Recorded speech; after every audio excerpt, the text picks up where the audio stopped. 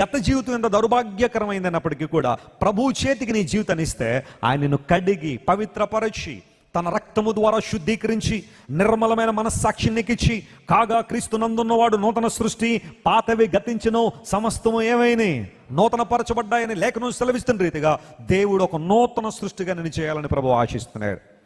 ఒక నిరీక్షణతో కూడిన మాట నేను చెప్పగలను. రక్షించబడిన తర్వాత నీ జీవితాన్ని ప్రభుకి ఇచ్చిన తర్వాత కొన్నిసార్లు నీవైనా నీ పాపాన్ని జ్ఞాపకం చేసుకుంటావేమో, కానీ నీ దేవుడు మాత్రం ఏం చేయడు, వాటిని జ్ఞాపకం చేసుకోడు. కారణం అంటే దేవుడు మన పాపములు తీసుకెళ్ళట అగాధ జలముల్లో ఏం చేశాడు, పడేశాడని. ఆ డీప్ వాటర్స్ ఉంటే సముద్రంలో సూర్యకాంతి కూడా వెళ్ళలేని ప్రాంతం అది. అగాధ జలములు, ఏదైనా ఒక పెద్ద ఓడ కానీ విమానం కానీ ఒకవేళ సముద్రంలో పడిపోయి అలా లోపలికి వెళ్ళిపోతే ఆ అగాధ జలముల్లోకి వచ్చేసరికట మనం ఒక కాగితాన్ని ఏ విధంగా నలిపి ప్రక్కన పడేస్తామో ఆ పెద్ద పెద్ద ఆబ్జెక్ట్స్ని ఆ అగాధ జలములు తుత్తునీలుగా చేసేస్తాడట.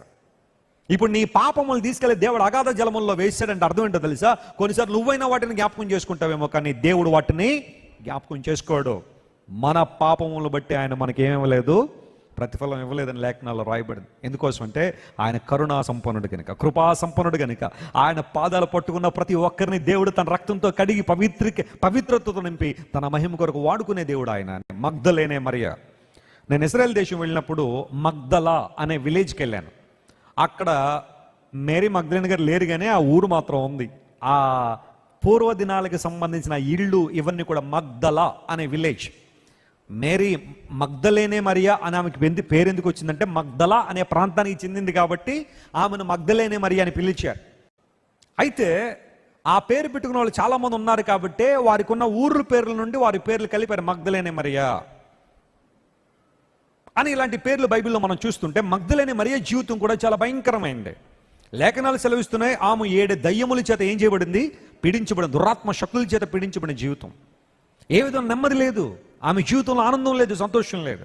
కానీ ఎప్పుడైతే ప్రభు యొక్క ప్రేమను ఆమెను అర్థం చేసుకుందో, యేసుక్రీస్తు ప్రభు వారిని అంగీకరించిందో, దేవుడు ఆమెను విడిపించి తన మహిమ కొరకు వాడుకోవడం ప్రారంభించారు. ఇన్ఫ్యాక్ట్ యేసు ప్రభు మరణాన్ని జయించి తిరిగి లేచిన తర్వాత మొట్టమొదటిగా యేసు ప్రభు కనబడింది ఎవరు కనబడ్డారు? మగ్దలేనే మరియకి కనబడ్డారు. ఆయన యేసుక్రీస్తు ప్రభు ఒక సామాన్యురాలనే స్త్రీ, పాపాత్మురాలనే స్త్రీ, దురాత్మల చేత బంధించబడిన స్త్రీ జీవితాన్ని మార్చి ఆయన పునరుత్థానుడైన తర్వాత మగ్దలేనే మరియకే దేవుడు మొదటిసారి కనబడ్డారు. ఎంత అద్భుతమైన దేవుడు ఆయన.